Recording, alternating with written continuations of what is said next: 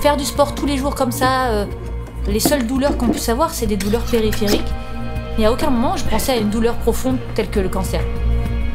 Et quand on m'a dit ça, j'ai dit, putain, mon corps il est solide, visuellement il est solide, mon esprit aussi, et ça me tombe dessus. En fait, c'est comme si tu tombes d'un immeuble, quoi. T'as gravi des marches petit à petit pour construire une carapace, un corps. Et puis finalement, le sort a décidé que c'est toi qui as ce cancer.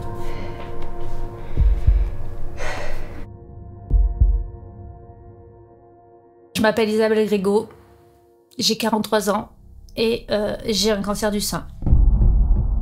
Deuxième au leaderboard dans la catégorie 40+, avant le dernier WOD. On arrive à la fin, là, après de nombreux WOD assez difficiles. Le corps commence un peu à fatiguer. Voilà, mais il était très fatigué avant de commencer, mais bon, voilà, c'est la finale, avec tous les moyens qu'il y avait. On ne pouvait pas se permettre de relâcher la pression, les épaules, et on s'est éclaté dessus, je pense. Qu'est-ce que tu as pensé de cette troisième édition des Marseilles? Cette année, elle envoie du lourd. Hein. Au niveau organisation, ça décuple la motivation. J'ai vraiment beaucoup aimé. Merci. Depuis 2017, j'avais une masse à l'intérieur du sein gauche qui a été contrôlée de manière régulière, tous les ans, même plusieurs fois par an. On me disait, Madame Grégo, ne vous inquiétez pas, ce n'est rien. Les années passent, les contrôles se suivent, le discours était toujours identique. Seulement, la masse que j'avais à l'intérieur grossissait. On n'a pas été naïfs, on a suivi les directives, mais cette masse était toujours présente. En 2022, la douleur s'est fait ressentir, chose que je n'avais pas avant. Et en résultat de biopsie, il s'avère que la masse que j'avais était importante de 9 cm par 9 cm, donc c'était vraiment très conséquent et qu'elle était cancéreuse. Et ensuite, tu es pris dans une spirale de soins. Tu montes dans ce train avec à l'intérieur plein de patientes comme toi. Ben là, tu vois des gens qui déambulent dans les couloirs, hein, qui n'ont plus de cheveux, qui ont des perruques, qui ont des bandeaux. Tu te projettes parce que tu vois dans quel état elles sont, elles. Tu vois l'état d'esprit qu'elles ont et tu sais que tu vas arriver à cette étape aussi, toi. Donc ça fait peur, mais tu te sens quand même entouré. Ils te laissent un peu tranquille et tu passes en chimiothérapie.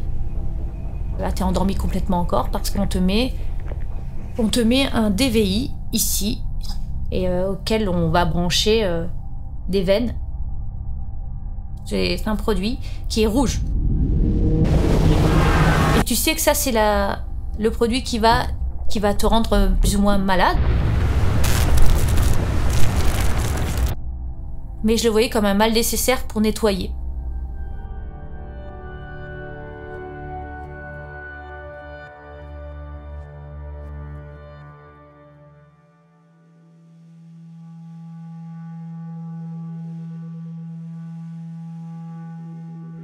Mon réveil sonne.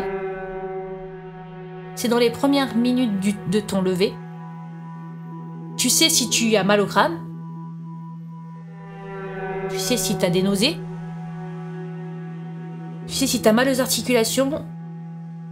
Et tu sais que tu vas passer une bonne ou une mauvaise journée. Les effets secondaires de cette première chino, fatigue, nausées et évidemment chute de cheveux.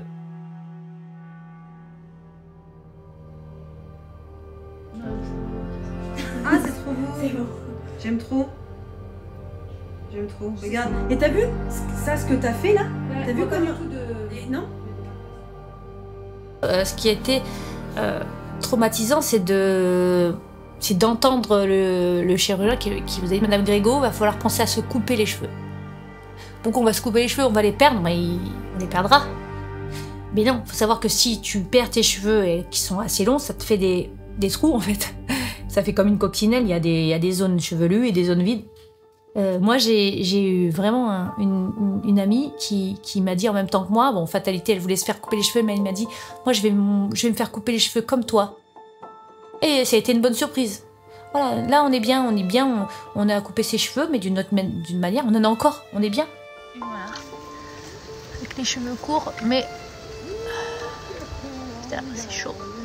Et ensuite, on rigole plus parce que il faut tout raser, mais que ça, c'est rasé blanc, quoi, c'est rasé peau, c'est rasé poil, c'est pas beau. Petit Calimero qui sort de l'œuf.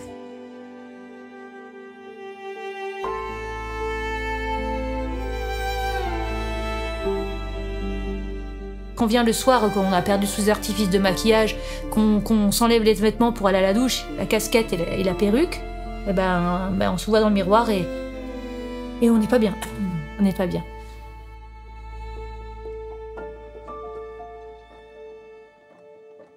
La façon dont tu appréhendes ta maladie, la façon dont tu décides de l'accepter et de la combattre, elle est propre à chacun. Moi, j'ai pensé au sport de suite en disant mais tiens, c'est bizarre, j'ai jamais vu de filles qui sont en chimiothérapie et qui soient musclées.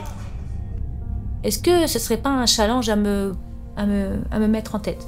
Bon, allez. Avec même un sein en moins, on peut faire des abdos, des tabata. On se sent vivant, ça brûle de tous les côtés.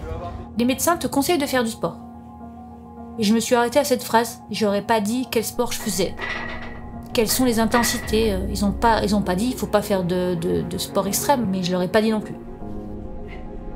J'y vais pour avoir gardé cette routine que j'avais auparavant. Et j'y vais aussi pour me confronter à mon corps. Pour me confronter au moment où ça va être dur, au moment où je vais être essoufflée, au moment où je vais sentir ce sang circuler, ce sang un petit peu empoisonné circuler dans le corps, et je vais lutter contre les effets qu'ils vont avoir sur mes organes. Une fois que je suis dans ce moment précis où je suis en ah ouais, là le corps se manifeste. Ben dans ce moment-là, je le vois en face à face en fait, si tu veux. Hein, je vois ma maladie face à face. Quand on y réfléchit, on est face au produit qu'on t'injecte. Hein, la chimiothérapie. En fait, tu luttes contre ta chimiothérapie. Est-ce que c'est bien d'infliger en pleine chimio à son corps de l'intensité, ce sang qui circule dans les muscles de manière rapide et qui va peut-être diffuser le poison encore plus fort, j'en sais rien. Ben oui, sur le papier, c'est peut-être pas une bonne idée, mais moi, c'est ce que j'ai choisi de faire. C'est un bouclier que j'ai, que de faire le sport et de me confronter à ce mal qui est à l'intérieur de moi-même. Ce que j'ai envie de faire passer aux femmes qui sont dans le même cas que moi, chaque scénario est différent.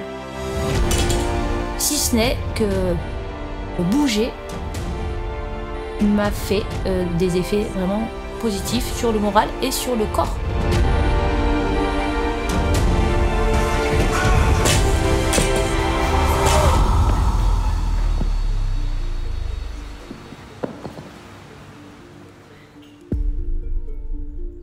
J'ai tendance à voir toujours le positif, à faire une colonne dans ma tête, à voir les aspects positifs, négatifs, et c'est avant de m'effondrer, je relativise des choses.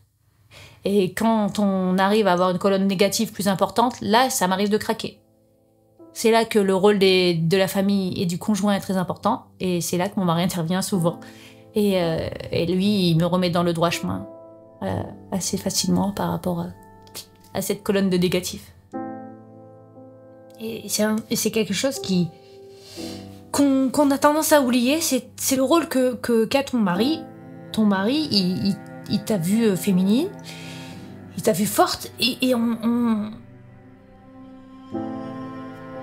il t'a vue transformée. Et c'est courageux à lui que de te soutenir au quotidien comme ça. Alors je le remercie beaucoup.